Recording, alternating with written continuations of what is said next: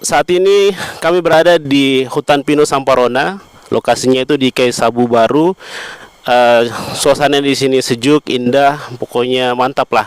Di sini itu dekat dengan pondok pesantren Tahfizul Quran Aroyan Samporona, tempat para pemuda santri-santri menghafal Al-Quran. Dan saat ini saya bersama dengan Ustadz Faisal Alifasya. Beliau adalah pimpinan dari pondok pesantren Tahfizul Quran Aroyan Samporona. Gimana kabarnya nih, Ustadz? Alhamdulillah, baik. Alhamdulillah. Jadi di suasana yang adem seperti begini, kayaknya bagus Ustadz kalau kita diskusi atau bahas terkait pemuda dan hafalan Al-Quran. Oke. Pertama mungkin Ustadz, bagaimana Ustadz menurut terkait apakah pemuda itu harus punya hafalan Al-Quran, Ustadz? Ya, iya, itu suatu hal yang sangat penting dan bahkan kalau kita katakan semua umat Islam itu harus punya hafalan Al-Quran, ya, yang paling minimal, dan itu menjadi syarat dalam sahnya sholat, ya, paling minimal hafalan surat Al-Fatihah. Tentu lebih dari itu ada hafalan-hafalan yang lain, sehingga tidak hanya terbatas di pemuda, cuma mungkin karena kita sekarang fokus di pemuda, maka kita katakan sangat penting. Justru pemuda itu, dia kalau tidak punya hafalan Quran, dia ibarat bangunan atau ibarat sebuah rumah tapi kosong, tidak ada perabot di dalamnya. Orang masuk itu penuh kekhawatiran, tetapi kalau masuk di rumah yang ada isinya, seperti itulah maksudnya jiwa ini, para pemuda ini kalau tidak ada Al-Quran di dalam dadanya, itu kosong. Kosong ya? Kosong. Berarti minimal tadi minimal pemuda itu punya hafalan Al-Quran Al-Fatihah. Ya. Kalau misalnya tambahan sedikit-sedikit, minimal yang hafalan juz 30 atau ya, gimana? Juz amma. Juz amma ya? Juz amma di juz 30 itu, mulai dari, kalau belum bisa dari An-Naba, ya, dari surat An-Naba yang ke bawah, bisa dimulai dari Wadduha mungkin ke bawah pelan-pelan. Setelah selesai, mulai lagi hafal yang agak panjang dari Ad-Duha itu tadi. Jadi kalau pasti akan sangat berbeda pemuda yang punya hafalan dan yang tidak punya hafalan ya? Itu pasti. Pasti ya? Pasti. Dalam hadis Nabi SAW pernah bersabda tentang perumpamaan itu. Kata Nabi, Mathalul mu'min walladhi yadhkuru rabbah walladhi la yadhkuru rabbah kamathalil hayyi wal mayyit. Perumpamaan seorang beriman itu, dan tentu termasuk di sini para pemuda, yang mengingat Allah, dan diantara hal yang kuat untuk mengingat Allah itu dengan adanya Al-Quran dalam dada. Itu dengan yang tidak mengingat Allah, artinya tidak memiliki hafalan, itu seperti kamathalil hayyi wal mayyit, seperti perumpamaan orang hidup dan orang mati. Nah, ini kan perumpamaan ini sangat tinggi, sangat berbeda sekali. Seperti itu. Jadi ada orang-orang yang memang secara fisik dia hidup, tapi hatinya mati karena tidak punya hafalan Quran. Oh, berarti secara tidak langsung hafalan Al-Quran itu akan memberi kehidupan ke jiwa dalam para pemuda tersebut. Oke. Di tempat yang seperti yang indah seperti begini di hutan pinus Samparona, pasti sangat pas kalau kita mengulang-ulang bacaan murojaah. Bisa ya? Benar ya. Seperti itu. Ini Ustadz, kira-kira ada tips tidak dan trik bagi para pemuda yang ya lagi berusaha untuk menambah hafalan atau lagi berusaha untuk menghafal lah, supaya misalnya mereka jalan-jalan ke hutan pinus seperti begini sambil menikmati hutan pinus sambil murojaah kayak gitu. Iya, maksudnya tips dan triknya Ustaz. Tips ya. Untuk menghafal. Ya, untuk menghafal untuk para pemuda. Iya. Tentu di sini kita berbicara kalau soal menghafal ini, ada istilahnya orang yang memang fokus di pesantren. Oh iya. Nah, itu.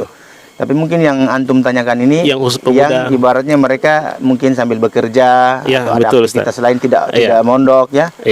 Tentu itu sangat luar biasa ya. Maksudnya ada pemuda-pemuda yang seperti itu di tengah kesibukan mereka, tetapi mereka punya keinginan ingin menghafal Al-Quran. Maka tentu para ulama kita telah memberikan nasihat dan tips-tips bagaimana terkait dengan menghafal Al-Quran. Yang pertama itu berdoa kepada Allah Subhanahu wa taala, meminta kepada Allah Subhanahu wa taala agar apa yang menjadi keinginan ya khususnya menghafal Quran ini, tentu di tengah kesibukan yang tidak hanya fokus menghafal seperti di pesantren, maka tentu berdoa. Jika saja orang-orang yang di pesantren itu dianjurkan untuk berdoa, maka bagaimana lagi dengan pemuda-pemuda yang sibuk dengan pekerjaan-pekerjaan lain sambil menghafal. Itu yang pertama. Jadi berdoa, perkuat doa. Kemudian yang kedua, para pemuda yang ingin menghafal Quran ini harus punya guru pembimbing. Guru ya. Harus ada guru. Ya, seperti itu. Khususnya menghafal Quran, dalam ucapan Imam Syafi'i yang terkenal, kata Imam Syafi'i, lan tanalul ilma illa bisittah. Seseorang itu tidak akan mendapatkan ilmu kecuali dengan 6 hal. Di antara 6 hal itu, kata Imam Syafi'i, wasuhbatul ustaz, harus ada kedekatan dengan guru, dengan ustaz. Sehingga karena mohon maaf ya, berbeda orang yang menghafal Al-Quran sendiri dengan ada guru. Siapa yang menghafal Quran tanpa guru akan lebih banyak salahnya daripada benarnya. Seperti itu. Sehingga kedudukan guru di dalam menghafal Quran sangat penting. Dia komponen utama. Ya, tentu setelah ada guru itu kita akan perdengarkan kepada guru, dan guru yang kita pilih adalah guru yang memang punya ilmu Al-Quran.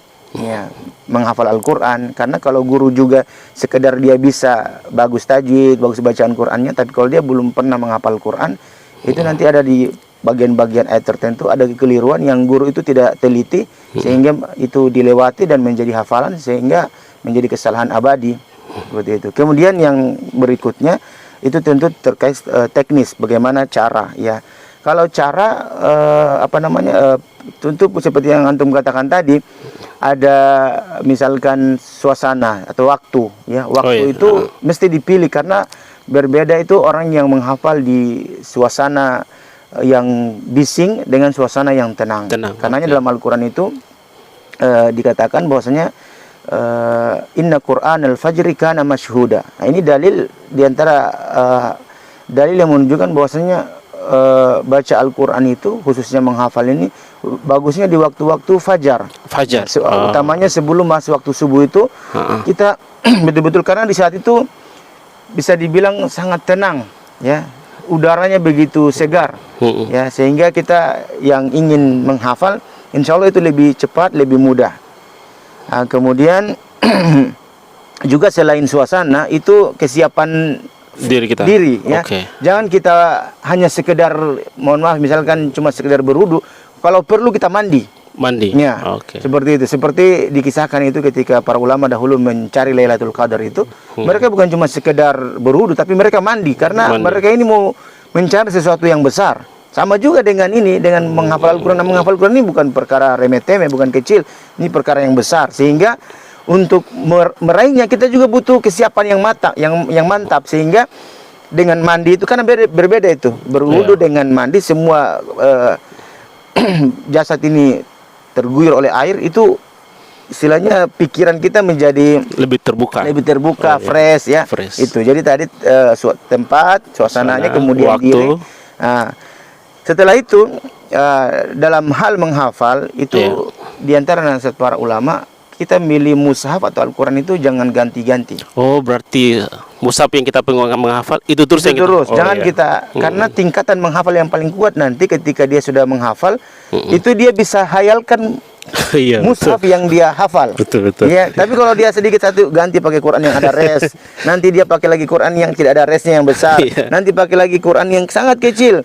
Itu hafalannya tidak akan kuat, karena dia tidak akan sampai pikirannya itu ke dalam mushaf. Ya, jadi pakai mushaf, dan tentu semua mushaf yang dipakai oleh penghafal Quran itu mushaf Madinah cetakannya, karena satu juz itu 10 lembar. 10 lembar. Jadi ada target. Kalau misalkan mau ditarget menghafal itu, usahakan 1 halaman. Sehingga kalau misalkan dia rutin, ini kalau kita cerita di pesantren ya, kalau 1 hari 1 halaman, itu kalau 10 lembar berarti 20 halaman, 20 hari sudah selesai. Jadi 1 bulan lah, karena kita hitung dengan masa libur. Itu kalau untuk pesantren. Tapi kalau untuk pemuda-pemuda yang sibuk, yang ini, target juz 30 aja. Jadi targetnya pelan-pelan.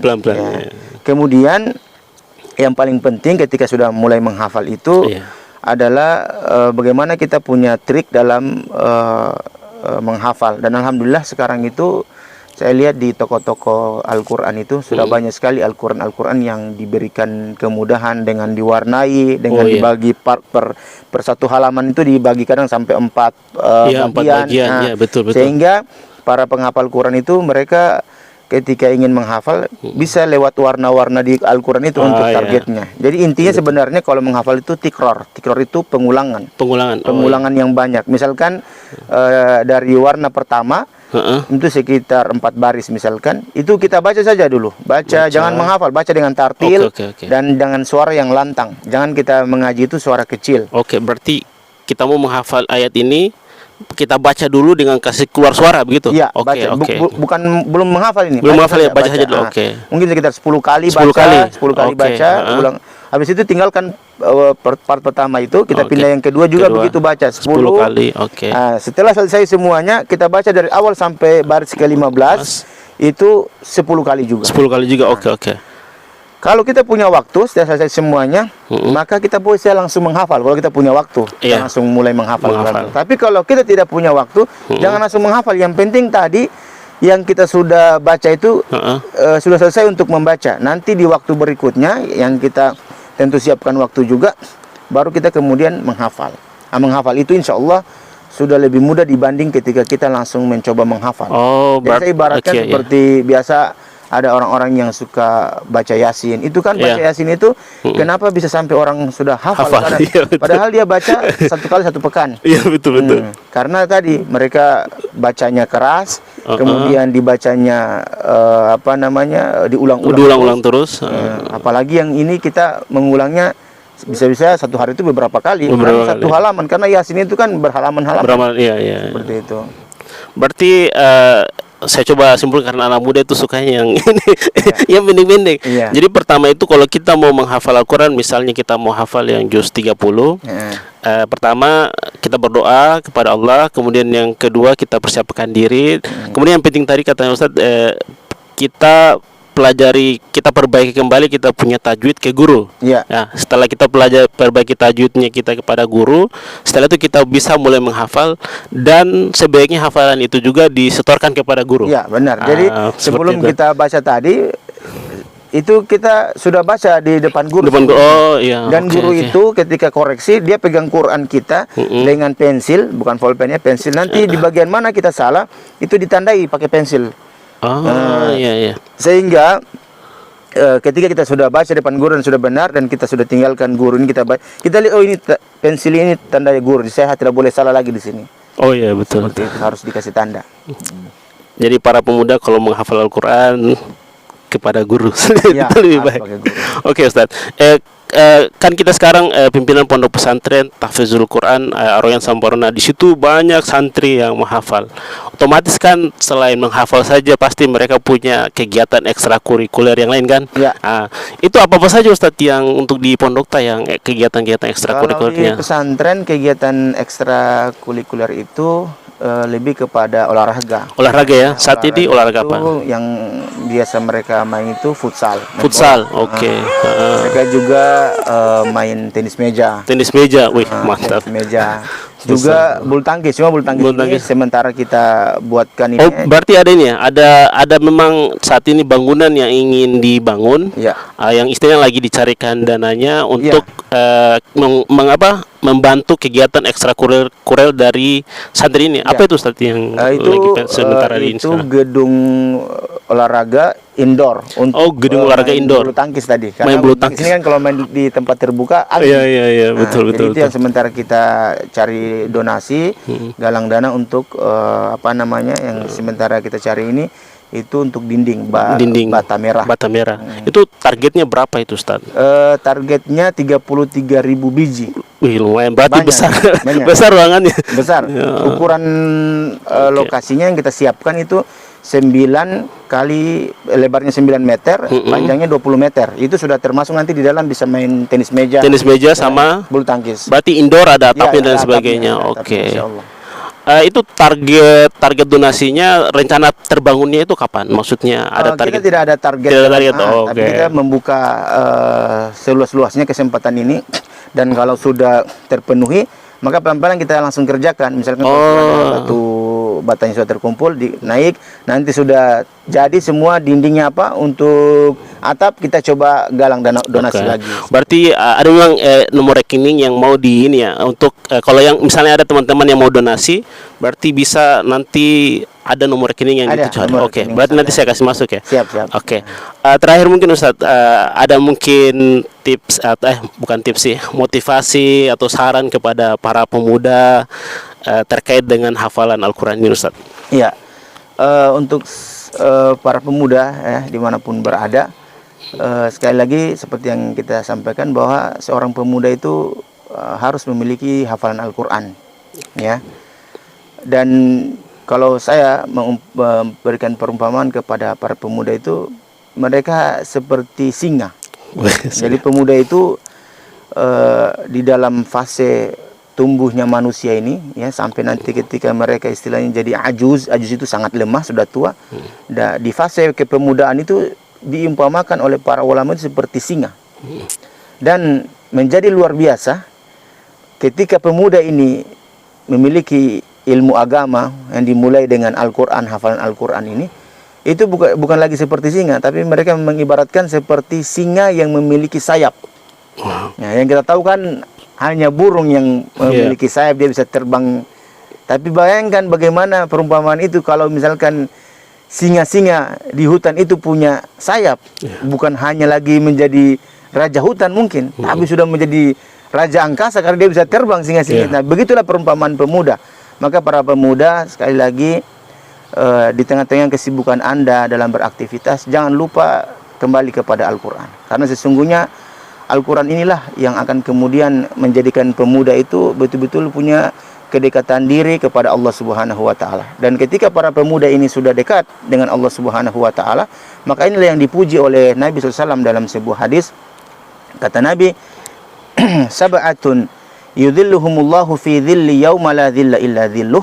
Ada 7 golongan yang Allah Subhanahu wa taala pada hari kiamat nanti berikan naungan yang pada hari itu tidak ada lagi naungan kecuali naungan langsung dari Allah. Di antara 7 itu adalah para pemuda. Kata Nabi, wasyabun nasya'a fi ibadatillah. Itu pemuda-pemuda yang tumbuh dalam masa kepemudaannya itu dalam ibadah kepada Allah Subhanahu wa taala. Dan tentu ibadah tidak akan jauh-jauh dari Al-Qur'an. Bagaimana mereka ini memiliki hafalan Al-Qur'an, ya. Paling minimal sebelum menghafal mungkin dia punya waktu, dia luangkan waktunya untuk membaca Al-Qur'an, untuk belajar Al-Qur'an. Karenanya Nabi pernah ditanya, manusia mana yang paling baik? Ya, kata Nabi SAW, khairukum man ta'allama al-Qur'ana wa 'allamahu. Sebaik-baik kalian adalah yang belajar dan mengajarkan Al-Qur'an. Jadi bukan cuma saja yang mengajarkan, tapi yang belajar itu mendapatkan keutamaan, kebaikan dari Allah Subhanahu wa taala. Apalagi ini para pemuda sekalian, ya, yang dihafal ini Al-Qur'an, menghafal Al-Qur'an ini kan hakikatnya menjaga Al-Qur'an. Ya.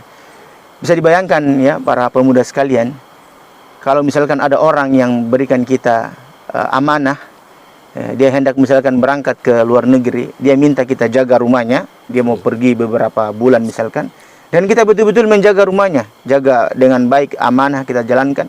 Maka ketika dia pulang, dia lihat keadaan rumahnya terjaga, pasti dia sangat senang. Dia akan berikan kita mungkin oleh-oleh, hadiah, mungkin bonus-bonus, karena kita sudah amanah menjaga rumahnya. Bagaimana lagi jika yang kita jaga adalah kalam, ya, ucapan Allah Subhanahu, firman-firman Allah Subhanahu wa taala, maka Allah Subhanahu wa taala akan menjaga kita, ya. Dan kalau Allah Subhanahu wa taala sudah menjaga kita, ya, kita tidak perlu lagi terlalu banyak seperti sebagian orang dia jalan harus ada pengawalnya, harus ada penjaganya, harus ada dayang-dayang macam-macam. Tapi penjagaan Allah Subhanahu wa taala sangat teliti. Oleh karenanya apa yang kita sampaikan ini mudah-mudahan bisa jadi penyemangat, ya, motivasi untuk para pemuda untuk di sela-sela waktunya jangan tinggalkan, ya, Al-Qur'an ini, ya. Karenanya kalau kita bawa tas, ya, biasa orang adakan perjalanan, jangan lupa isi Al-Qur'an, ya. Sehingga ketika kita buka tas kita lihat ada Al-Qur'an. Ya, mungkin kita cuma sekedar isi, tapi ketika kita lihat kita harus baca, karena untuk apa kita isi misalkan. Nah, itu diantara tips supaya kita tidak melupakan Al-Qur'an ini, ya. Dan meninggalkan Al-Qur'an ini sangat berbahaya para pemuda. Ini menjadi penutup dari motivasi ini. Allah Subhanahu wa taala berfirman, "Wa man a'rada an dzikri fa inna lahu ma'isyatan dongka." Siapa yang berpaling dari Al-Qur'an, az-dzikr di antara nama lain Al-Qur'an, fa inna lahu ma'isyatan dongka, maka baginya kehidupan yang sempit. Ya, jadi sempit kehidupannya kalau jauh dari Al-Qur'an. Kemudian kata Allah, "Wa nahsyuruhu yaumal qiyamati a'ma." Dan pada hari kiamat nanti dikumpulkan dalam keadaan matanya buta, tidak bisa melihat. Kemudian mereka protes. Qala rabbi lima hasyartani a'ma wa qad kuntu basira. Wahai Allah, kenapa engkau kumpulkan kami dalam keadaan kami buta, sementara waktu di dunia kami ini bisa melihat? Ya, apa kata Allah? Qala kadzalika atatka ayatuna fanasitaha wa kadzalika al-yauma tunsa. Demikianlah keadaan kalian. Ketika dahulu datang Al-Qur'an kepada kalian, diingatkan untuk membaca, untuk menghafalkan, kalian melupakan, meninggalkan. Kata Allah, wa kadzalika al-yauma tunsa. Maka pada hari ini juga kalian dilupakan, kalian ditinggalkan. Jadi kesimpulannya, bagaimana Al-Qur'an ini betul-betul menjadi kebutuhan kita, ya. Bahkan kata Imam Ahmad Ibn Hanbal, kebutuhan terhadap Quran ini lebih daripada kebutuhan kita terhadap makan dan minum. Kalau makan minum itu ada waktunya dia. Kita makan pagi, maka nanti siang lagi, siang mungkin nanti malam lagi atau sore lagi. Ya. Tapi kalau Al-Qur'an ini tidak bisa kita kemudian berpikir mau meninggalkan sedetik, ya, semenit, ya, apalagi sampai meninggalkannya berpekan-pekan, ya, apalagi sampai nanti bulan Ramadan saja baru mau mengaji. Nah, ini di antara kesalahan. Ya, semoga Allah Subhanahu wa taala memberikan kita taufik agar dengannya kita bisa betul-betul meluangkan waktu kita untuk membaca dan sampai pada menghafal Al-Quran. Alhamdulillah. Terima kasih banyak Ustadz. Semoga sehat selalu. Amin. Amin. Terima kasih Ustadz. Siap.